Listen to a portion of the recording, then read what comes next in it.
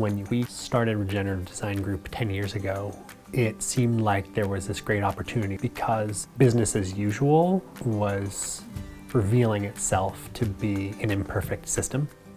It's more important than ever to really proceed in a way that doesn't continue on a path of just extraction, but that we're starting to create landscapes that are good for people and ecosystems as a whole.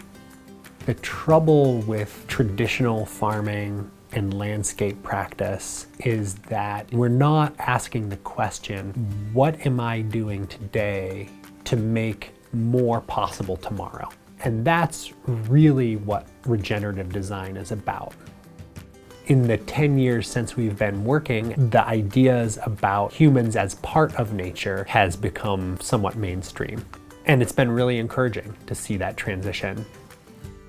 This land is 8.5 up and down, hilly, ledgy, poor soil acres. The last 10 years, in addition to planting permaculture, food-bearing plants have been soil building.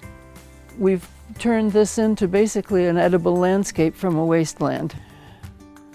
We look a lot to the life of the soil and the power of microbes and fungus to support the plants and various other species on a site. Our work has grown to think about what is the power of soil to address some of the largest issues that we're facing today, like climate change.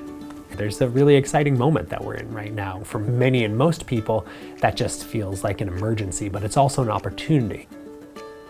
We're trying as best as we can to anticipate the changes in what's coming in terms of temperature and rainfall and climate. We feel like it's our responsibility to take that into consideration and bring that to the work. We've done projects like stormwater management that can also provide other functions. So that might include growing food in a rain garden or creating habitat for some of our imperiled pollinators and other native insects. It's about reconnecting people to the places that they live and inspiring stewardship in them. This was a rural farm 200 years ago. We consider it the hub of urban farming now. And when you're looking at climate change and issues of where we get our food from, let's just take the land we have here and grow food that way. And let's make sure the neighbors and the residents and the youth are all a part of this process. The work that RDG has done in making sure we do have diverse species here, I mean, you couldn't have had a better partner. What I think really most attracted us was the level of care. It's beyond what we ever imagined.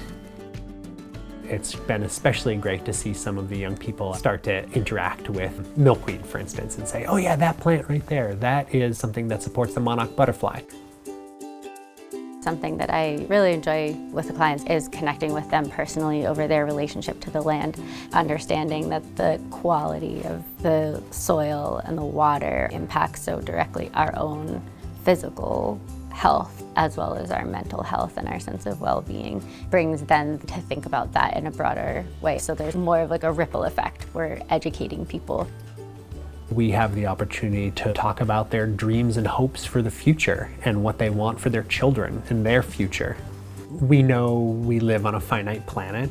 The things that we're thinking about here at Regenerative Design Group are what kind of civilization and world we're going to want to create.